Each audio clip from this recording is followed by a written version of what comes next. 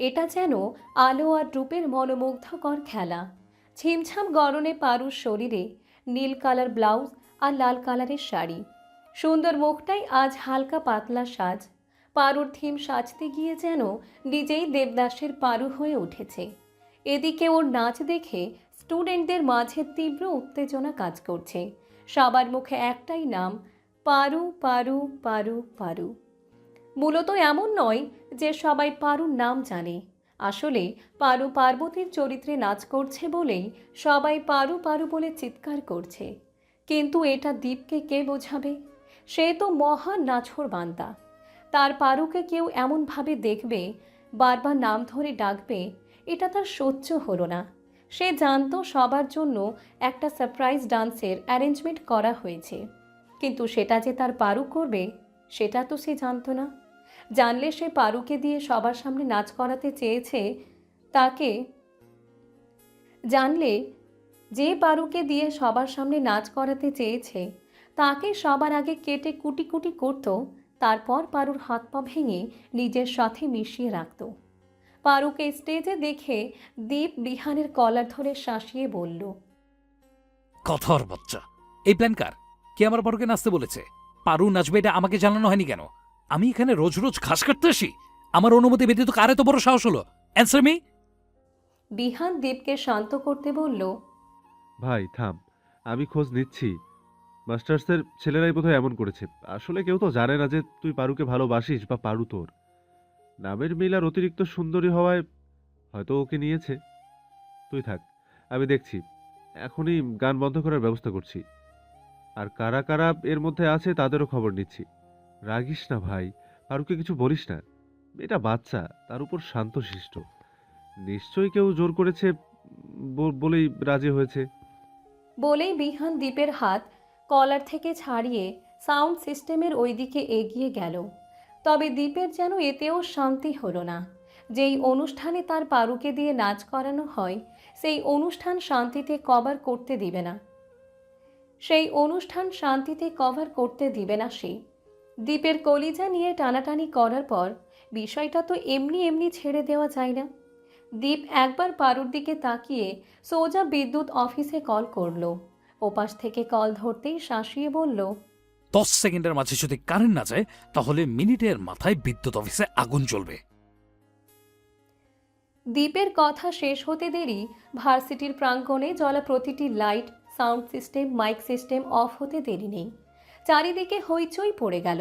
এত সুন্দর মোমেন্টে গান বন্ধ হয়ে যাওয়ার কারণ এত সুন্দর মোমেন্টে গান বন্ধ হয়ে যাওয়ার কোনো মানে হয়? গান বন্ধ হতেই পারুরা থেমে গেল।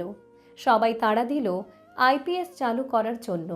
না, আইপিএস লাইনও বন্ধ।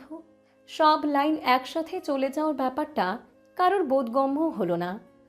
সকল ডিপার্টমেন্টের ডিএইচ প্রফেসররাও বিচলিত হয়ে পড়ল। তখনই সংস্কৃত বিভাগের এজেন্ট জানালো খুব শীঘ্রই জেনারেটরের ব্যবস্থা করা হবে। আপাতত সকলে ওয়েট করুক। সবাই চাইলে পারু আরও একবার পারফরমেন্স করবে। পারু আবার পারফরমেন্স করবে জানতে পেরে স্টুডেন্টরা শান্ত হলো। অগত্যাই পারুরা স্টেজ ছেড়ে বেরিয়ে গেল। নাচতে গিয়ে পারুর শাড়িতে একটু প্রবলেম করছিল, তাই সে কমন রুমের দিকে পা বাড়ালো। হাঁটতে হাঁটতে যখন কোলাহল ছাপিয়ে কিছুটা নির্জন জায়গায় এলো, তখনই খপ করে ওর হাত টেনে ধরল দীপ। তার চোখে মুখে অগ্নি ও গিরির দাবানল। কিছুতেই রাগ দমন করতে পারছে না সে। ওকে টানতে টানতে ফাঁকা একটা ক্লাসে নিয়ে গিয়ে দরজা আটকে দিল। পুরো ভার্সিটির স্টুডেন্ট প্রফেসররা স্টেজে থাকার দরুন হাত ধরে টানাটানি করার সিনটা কেউ দেখতে পেল না। আর দেখলেও বা কি? ভার্সিটির ভিপি, তার উপর এমপি মন্ত্রীর ভাতিজা, সবার সামনে তুলে নিয়ে গেলেও কারোর কিছু বলার ক্ষমতা নেই। দীপ পারুকে নিয়ে ক্লাসে ঢুকে দরজা আটকে দিল। পরপর ওকে নিজের কাছে এনে শক্ত বাঁধনে বেঁধে রাখল। পারুর ভয়ে হাত পা কাঁপছে, তবুও চোখ মুখ জুড়ে তীব্র ঘৃণা। সেই ঘৃণা ভরা দৃষ্টিতে নজর রাখল দীপ। তবে পারুর ঘৃণাকে পাত্তা দেওয়ার প্রয়োজন মনে করল না। তীব্র রাগে পারুর মাথার সব চুল একসাথে মুঠোয় নিয়ে শক্ত করে ধরে শাসিয়ে বলল, তোর মাথার তেল কই? মুখে হাতে পায়ে তেল দিলে না কেন? এখনো পর্যন্ত আমি যে রূপ দেখিনি সেই রূপ অন্যকে দেখাচ্ছিস? তোকে এত সাহস কে দেয় পারু? বল আমায়, কে দিল এত সাহস? চুলের ব্যথায় কোকিয়ে উঠল মেয়েটা। এক হাতে দীপের বুকের পাশের শার্ট খামচে ধরে অন্য হাতে নিজের চুলের ভাঁজে থাকা দীপের হাত ছাড়াতে চেয়ে বলল। ছাড়ুন, লাগছে। দীপ দাঁতে দাঁত চেপে বলল, তোর কি মনে হয় নাটক করছি আমি? ভেতরটা চলে যাচ্ছে। এভাবে সাজলি কেন? তোকে নাচার পারমিশন কে দিয়েছে পারু? আর পরপুরুষের নিজের রূপ দেখানোর পারমিশন কে দিয়েছে বল? পারু এখনো চুল থেকে হাত ছাড়ানোর চেষ্টা করছে। ব্যথায় ফর্সা মুখটা লাল হয়ে গিয়েছে। পারুর নিস্তব্ধতা সহ্য হলো না দীপের। সে হাতের জোর বাড়িয়ে হিস হিসিয়ে বলল, কথার উত্তর দে পারু। কে বলেছে তোকে এসব করতে? আমার মাথাটা খারাপ করিস না। ভালোবাসি বলে ছেড়ে দেওয়ার পাত্র আমি কিন্তু নই। তোকে একদম খুন করে নিজে মরে যাব, তাও তোকে অন্য কেউ এইভাবে দেখবে সেটা সহ্য করতে পারবো না। শুধু একবার নাম বল, বল বেয়াদবের বাচ্চা। ব্যথায় ফুপিয়ে উঠল পারমিতা। ব্যথা সহ্য করতে না পেরে দীপের বুকে মাথা হেলিয়ে দিল। দীপ বোধহয় এমন কিছু আশা করেনি। তরতরিয়ে ওঠা রাগটা হুট করে নিভে গেল। উন্মাদের মতো পারু চুলের ভাঁজে হাত বোলাতে বোলাতে সখানিক চুমু খেলো। পরপর গাল আঁকড়ে দু চোখের পাতায় ঠোঁট ছুঁয়ে বলল। বলো জান, কে তোমাকে নাচতে বলেছে বলো? দীপ নরম হয়ে আসতেই পারু ছিটকে দূরে সরে গেল। এই প্রথম নিজের স্বভাবের বাহিরে গিয়ে কাঁদতে কাঁদতে চেঁচিয়ে বলল, কেন? জেনে কি করবেন? কি কাজ জেনে? যারা বলেছে তাদেরকেও মারবেন, খুন করবেন? আপনার মতো মানুষকে আমি কোনো দিনও ভালোবাসবো না। আপনাকে আমি ঘৃণা করি, বুঝলেন? দূরে যান, আমাকে শান্তিতে বাঁচতে দিন। আমি আপনার কাছে কোনো দিনও যাব না, ভালোবাসবো না। কমে যাওয়া রাগটা আবারও তরতর করে বাড়ল। তেড়ে গিয়ে পারুর বাহু চেপে আবারও নিজের সাথে মিশিয়ে নিয়ে বলল, তেজ দেখাস? তেজ দেখাস আমাকে? বলতে বললাম না? কারা কারা বলেছে তোকে নাচতে? দেখ পারু, আমি এখান থেকে বের হলেই সব জানতে পারবো। আমি চাই তুই নিজের মুখে বল। তুই এখন আমার কাছে নালিশ করবি। নালিশ কর। পারু ফোপাতে ফোপাতে বলল, পাগল আপনি? ভালো ডক্টর দেখান। আপনার মানসিক চিকিৎসার দরকার। কোনো স্বাভাবিক মানুষ কখনোই সামান্য কারণে এমন করতে পারে না। আমার জীবনটা জাহান্নাম করে দিচ্ছেন, দম বন্ধ লাগে। পারুর বলা কথাগুলো দীপের খুব লাগলো। সে ধাক্কা দিয়ে পারুকে নিজের থেকে দূরে সরিয়ে দিল। পরপর তাচ্ছিল্য হেসে বলল, আমার ভালোবাসাকে তোর মানসিক রোগ মনে হয়? যা, করলাম না পাগলামি, থাক তুই তোর মতো। বাট বাট তুই আমার জন্য কাঁদবি। কাঁদতে কাঁদতে বারবার ভালোবাসার জন্য পাগলামি করবি। আর তুই যেদিন ঠিক আমার মতো পাগল হবি, মানসিক রোগী হবি, ডাক্তারের প্রয়োজন পড়বে, সেই দিন আমি তোর কাছে ফিরব। এর আগে যদি আমি তোর কাছে এসেছি তাহলে আমি মাহিদ মির্জার সন্তান না। সর বেয়াদবের বাচ্চা। বলেই ধাক্কা দিয়ে পকেট থেকে সিগারেট বের করে লাইটার দিয়ে সিগারেট ধরালো। ঠোঁটে চেপে অনেক সময় নিয়ে সিগারেট টেনে সব ধোঁয়া গিলে নিল। পারু অবাক হয়ে তাকিয়ে আছে। তার বুকে সূক্ষ্ম যন্ত্রণা হচ্ছে। সে তো এভাবে বলতে চায়নি। রাগের মাথায় কি থেকে কি বলে ফেলেছে সে নিজেই বুঝতে পারেনি। দীপকে ধোঁয়া গিলে নিতে দেখে পারুর চোখ ছাপিয়ে পানি ঝরল। এই লোকটা সত্যি উন্মাদ, পাগল। নয়তো কেউ এমন বিপজ্জনক কাজ করে? এই লোক কি জানে না সিগারেটের ধোঁয়া গিলে নেওয়া কতটা ক্ষতিকারক? পারু কাঁদতে কাঁদতে কিছু বলতে নিবে, তখনই দীপ আবারও সিগারেট টেনে ধোঁয়া গিলে নিয়ে ধাম করে দরজা খুলে বেরিয়ে গেল। পারু তাকিয়ে দেখল দীপের প্রস্থান। লোকটা এত তেড়া কেন? সব সময় এমন করে। দরজার ঠক ঠক শব্দের সাথে পাপার ডাক ভেসে আসতেই অর্পণা অতীত থেকে বের হয়ে ডায়েরিটা বন্ধ করে নিল। যদিও এই জায়গাটাতে প্রবল উত্তেজনা কাজ করছে, কি হবে তারপর? দীপ কি সত্যি আর পারুর কাছে ছুটে যাবে না? পারু কি সত্যি দীপকে পাওয়ার জন্য পাগলামি করবে? দীপের জন্য কাঁদবে? কি হবে ভবিষ্যতে? তাদের কিভাবে মিলন হবে? পারু কি তার স্বপ্নের সংসার পাবে? পারু আর দীপের কি একটা সুন্দর সংসার হবে, নাকি তারাও মেতে উঠবে বিচ্ছেদের খেলায়? তারাও কি একে অপরের কাছে ঠকে যাবে? এরকম হাজারটা প্রশ্ন মনে চেপে রেখে ডায়েরিটা আপাতত বুক সেলফে রেখে দিল। পাপা চলে গেলে না হয় আবারও পড়া যাবে। অর্পণা ডায়েরিটা রেখে দরজাটা খুলে দিল। আরশাদ জামান দু হাতে 2 কাপ কফি নিয়ে অর্পণার দিকে রুষ্ট দৃষ্টিতে তাকিয়ে রইল। অর্পণা ভ্রু নাচিয়ে বলল, বলতে বলতে আবারও বার কয়েক ভ্রু নাচালো অর্পণা। মেয়ের হাসি খুশি মুখখানা দেখে আরশাদ জামানের রাগটা পড়ে গেল। ওনার মেয়েটা সব সময় হাসে না, শুধু বন্ধু বান্ধব আর ওনার সাথেই টুকটাক হাসে, আর নয়তো বাকিটা সময় মেয়েটা মন খারাপ করে থাকে। মেয়েটার বুকে চেপে রাখা সব কষ্ট তিনি পারেন না এক লহমায় মুছিয়ে দিতে। ওই কষ্ট মুছতে গেলে যে মেয়েটা আরও গভীর কষ্টে ডুবে যাবে। থাক না, এটুকু কষ্ট নিয়েই বেঁচে থাক। কেননা কোনো না কোনো একদিন মেয়েটা যদি কাউকে ভালোবাসে আর ওই মানুষটার কাছে প্রকৃত ভালোবাসা পায়, তখন হয়তো এই আক্ষেপ, অবিশ্বাস, কষ্টগুলো তার জীবনে এক্সিস্ট করবে না। সবাইকে আর ঠক মনে হবে না। ভাবতে ভাবতেই মেয়েকে নিয়ে ঘরে ঢুকলেন আরশাদ জামান।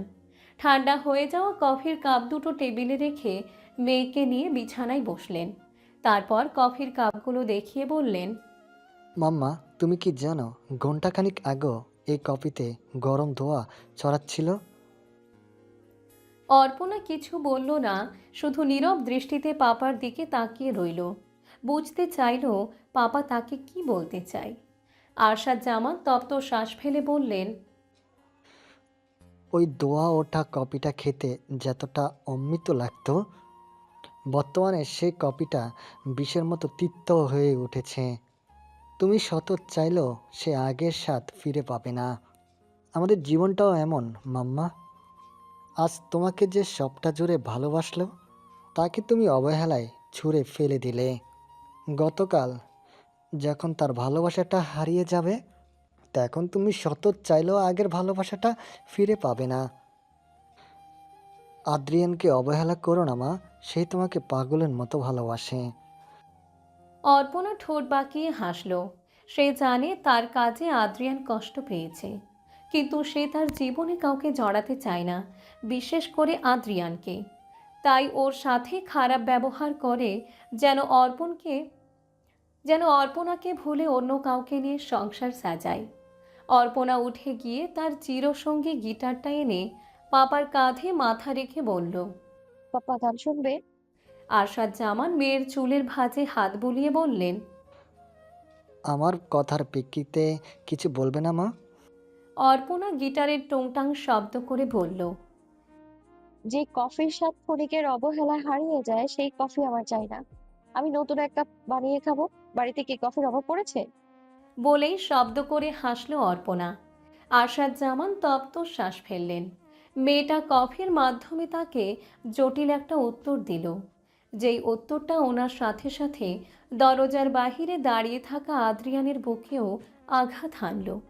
লোকে বলে পুরুষ মানুষ কাঁদে না, তবে আদ্রিয়ানের চোখে পানি কেন? আল্লাহ কি কোনোদিন তার সহায় হবে না? এত ভালোবাসার পরেও কি সে অর্পণার একটুখানি মনোযোগ পাবে না? ভাবতে ভাবতে আরও কয়েক ফোঁটা অশ্রু ছেড়ে দিল আদ্রিয়ান। তার কিছুই ভালো লাগে না। ভালোবাসার কাঙাল হয়ে পরিবার ছেড়ে বাংলাদেশে পড়ে আছে আজ 2 বছর। বাবার এত এত সম্পত্তি প্রতিপত্তি রেখে সামান্য ভার্সিটির প্রফেসর হিসেবে জীবন কাটাচ্ছে। আমেরিকায় তার কি নেই? সব সব সব আছে। তবুও সে অর্পণার জন্য পড়ে আছে।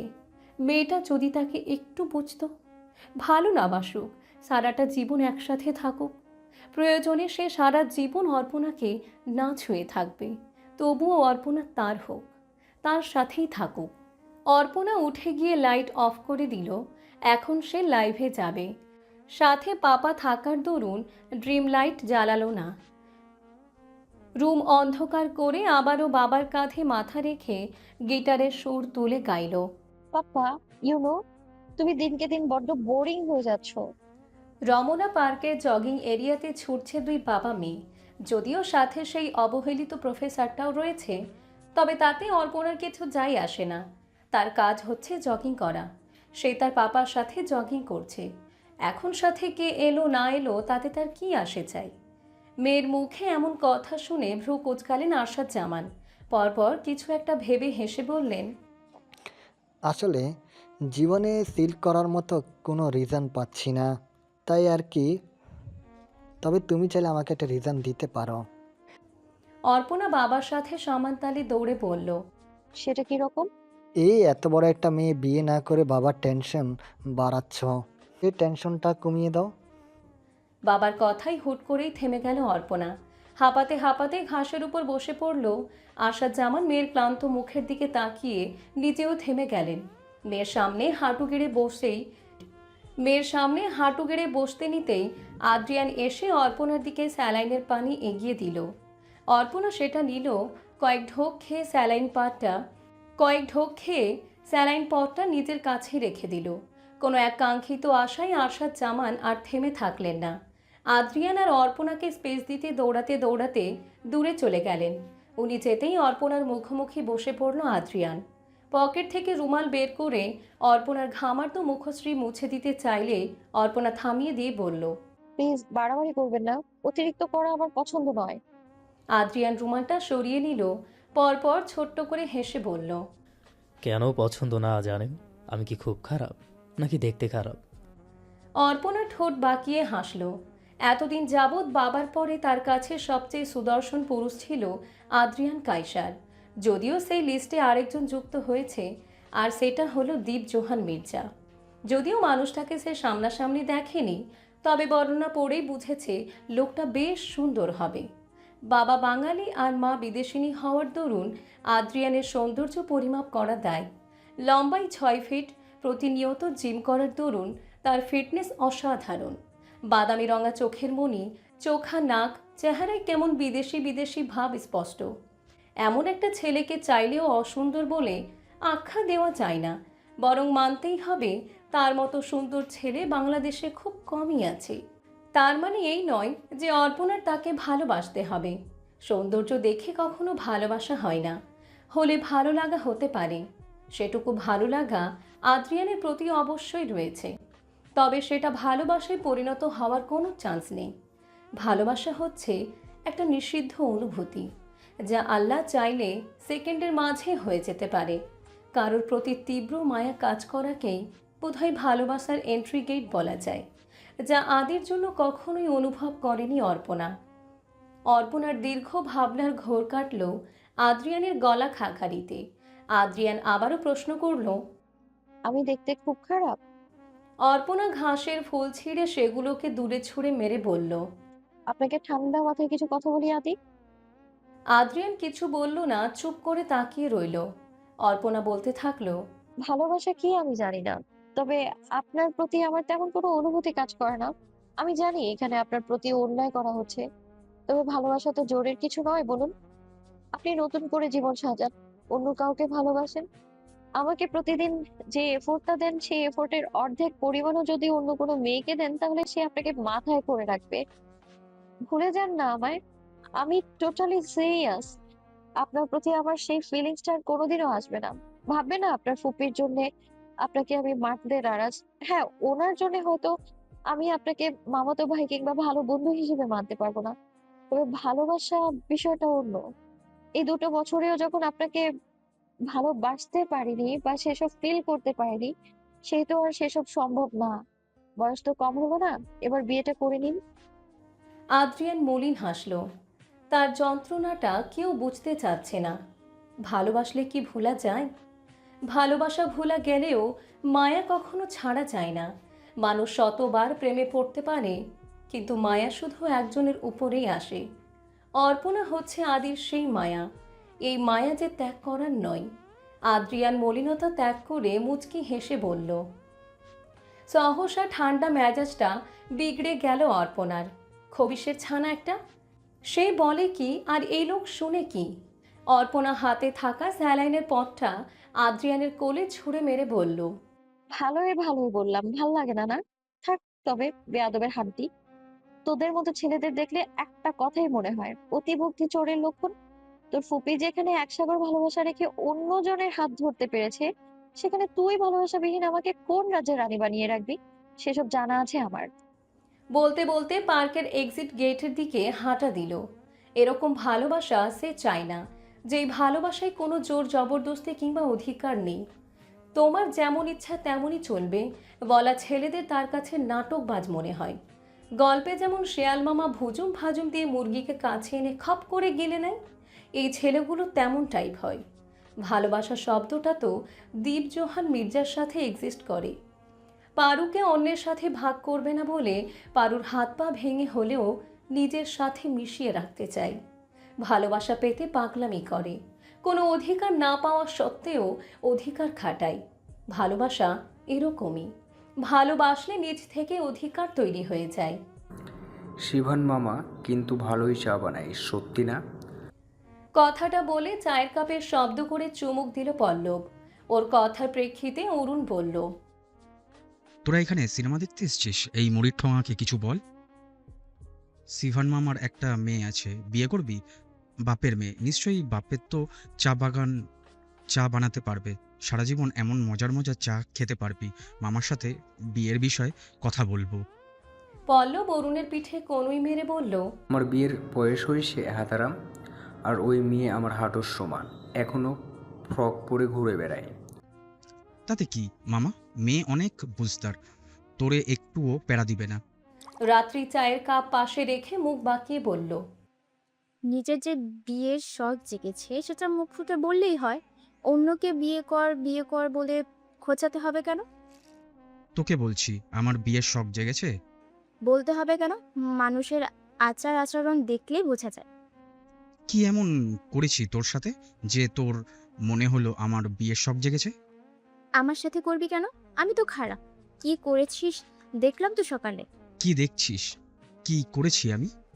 রাত্রি এবার অন্যদিকে তাকিয়ে বলল, বলবো কেন?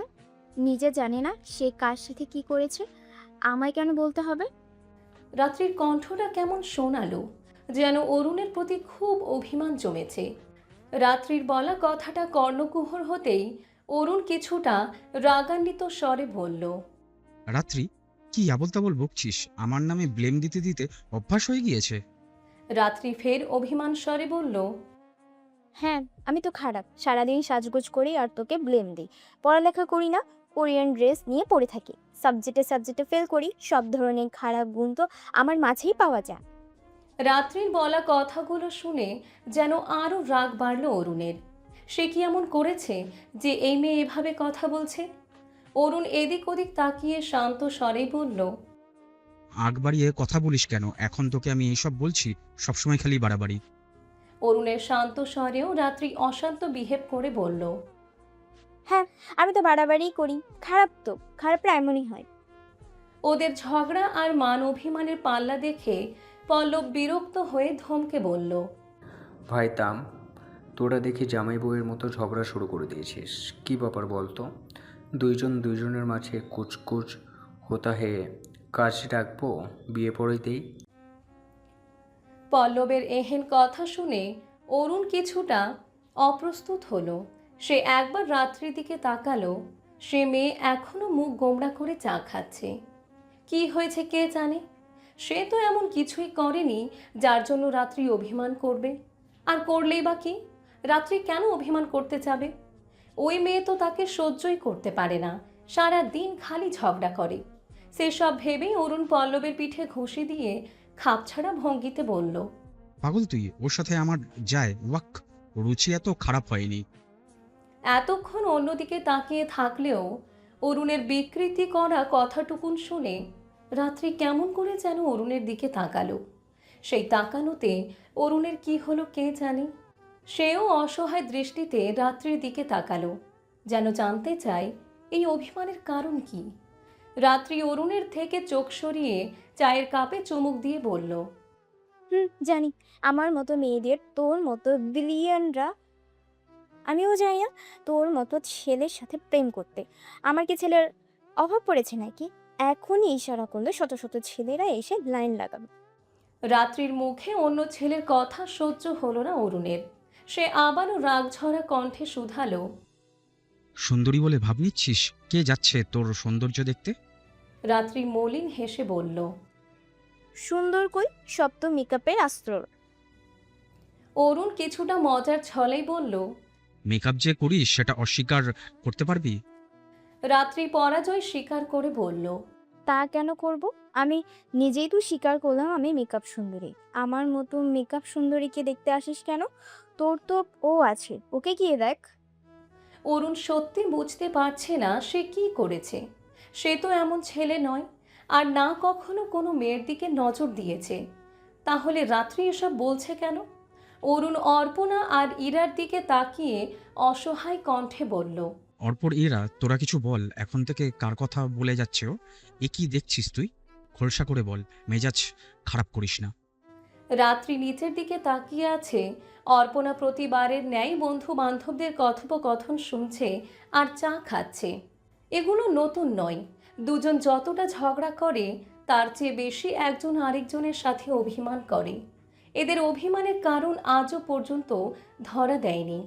তাই আপাতত অর্পণা কিছুই বলতে চায় না। আগে এরা একে অপরকে বুঝুক। সে মাঝখানে ঢুকে কি করবে? এমনিতেও তার এসব জটিল বিষয়গুলো পছন্দ না। অর্পণাকে চুপ থাকতে দেখে ইরা ভ্রু উঁচিয়ে সবার উদ্দেশ্যে বলল, আমি কি বলবো, তোরাই তো ঝগড়া করে দুনিয়া ফাটিয়ে দিচ্ছিস। যাই হোক রাত্রি, মামা তুই বল কি দেখেছিস সকালে? রাত্রি মুখ মলিন রেখেই বলল, আমি এই বিষয়ে কিছুই বলতে চাই না ইরা। যে করেছে তাকে জিজ্ঞেস কর সে কি করেছে। অর্পণা এবার মুখ খুলল। থাক, কাউকে কিছু বলতে হবে না। অরুণ যদি কোনো মেয়ের সাথে কিছু করে থাকে বলে করুক, তাতে তো আমাদের কোনো আপত্তি নেই, তাই না? শোন অরুণ, বিয়ে করতে চাইলে জানাবি, আঙ্কেল আন্টিকে বোঝানোর দায়িত্ব আমরা তো আছি। কি বলিস রাত্রি, তুই যাবি তো আঙ্কেল আন্টিকে রাজি করাতে? ইরাও সম্মতি জানিয়ে বলল, যাবে না কেন, আমরা সবাই যাব, প্রয়োজনে আঙ্কেল আন্টির হাতে পায়ে ধরে রাজি করাবো। এইটুকু উপকার করতে না পারলে বন্ধু হলাম কোন স্বার্থে? পল্লব অরুণের কাঁধে হাত রেখে আফসোসের স্বরে বলল, কিন্তু মামা, তুই প্রেম করছিস আর আমাদের জানালিও না। কষ্ট পেলাম, ইহা একখান বৃহৎ আকারের কষ্ট। অরুণের মেজাজ খারাপ হচ্ছে। কি বলছে সবাই মিলে? কোনো কিছু না করেও এসব মানা যায়? সব দোষ এই রাত্রিটার। সারা দিন তার পেছনে লেগে থাকা বাদে বোধহয় তার আর কোনো কাজ নেই। অরুণ আবারও রাত্রির দিকে তাকালো। এখনও মন খারাপ করে বসে আছে। এই মেয়ের অভিমান ভাঙাতে এখন কত কি যে করতে হবে আল্লাহ মালুম। অরুণের তাকিয়ে থাকার মাঝেই রাত্রি অরুণের দিকে তাকালো। দুজনের চোখাচোখি হতেই রাত্রি আবারও চোখ নামিয়ে নিল। অরুণ ওর ভাবনাকে ভুল প্রমাণ করার আশায় একটু খোঁচা মেরেই বলল, তোদের বান্ধবীর চোখে সমস্যা আছে। কি দেখি কি দেখেছে কে জানে, হয়তো কিছু দেখেনি, আমাকে অকারণে প্যারা দেওয়ার জন্য কাহিনী বানাচ্ছে। পল্লব অরুণকে হালকা পিঞ্চ মেরে বলল, ওর কথায় তুই কেন প্যারা খাস মামা? ওই তো তোর গার্লফ্রেন্ড কিংবা বউ না। ফ্রেন্ডের ভুল বোঝায় আর না বোঝায় কি এসে যায়। অরুণ রাত্রির দিকে চোখ রেখেই বলল, প্যারা তো ও খাবই। আজ সে নিজে আমার নামে বদনাম রটাচ্ছে, কাল তো অন্য কেউ রটাবে। এইভাবে বদনাম হতে হতে আমি জাতির প্লে বয় না হয়ে যাই। রাত্রির চোখ দুটো ছলছল করে উঠল। সে অরুণের দিকে তাকিয়ে ভাঙা কণ্ঠে বলল, সরি, আর কারোর বিষয়ে নাক গলাবো না। যার যেভাবে খুশি চলুক, আমি বলার কে? মান অভিমানের পাল্লা চলতে চলতে এখন গুরুতর হতে যাচ্ছে। তাই পরিস্থিতি সামাল দেওয়ার ভার নিল অর্পণা। সে চায়ের কাপে শেষ চুমুক দিয়ে বলল, এই ফকিরের দল, চল একটু ইউনিভার্সিটির পেছনের কলপারে যাব। কেন মামা, ওখানে কি কাজ? চল হাত মুখ ধুবো, বড্ড গরম লাগছে। ইরা অবাক হয়ে বলল, এখন তো শীতকাল, এই সময় তোর গরম লাগছে? বুঝলাম না ব্যাপারটা। ফ্রেন্ডশিপের রুলস গুলো ভুলে গেছিস মনে হয় অরুণ, ওদের মনে করিয়ে দে। অরুণের আর মনে করাতে হলো না। সুরসুর করে চারজন টেবিল ছেড়ে উঠে দাঁড়ালো। ওদের কাণ্ডে মনে মনে হাসল অর্পণা। এই চারজন তার মাঝে কি পেয়েছে কে জানে। সামান্য রুলসের কথা তুলতে সবাই কেমন বাক্য ব্যয় ছাড়াই তার সাথে যেতে রাজি হয়ে গেল। পাঁচজন মিলে ক্যাম্পাস ভার্সিটি পেরিয়ে কলপাড়ে পৌঁছালো। কলপাড়ের কাছে যেতেই অর্পণার মনটা কেমন করে উঠল। সে পারু আর দীপকে অনুভব করার উদ্দেশ্যেই এখানে এসেছে। দীপ তো এই কলটাই পারুর জন্য চেপেছিল, আর পারু হাত মুখ ধুয়েছিল। ইস, ও যদি আর 3টা বছর আগে ভার্সিটিতে পা রাখত, তাহলে নিশ্চয়ই ওদের সামনাসামনি দেখতে পেত। আচ্ছা ওয়েট, পারু যদি অর্পণার 3 বছরের সিনিয়র হয়, তাহলে হিসেব মতো পারুর আগের বছর মাস্টার্স কমপ্লিট হওয়ার কথা।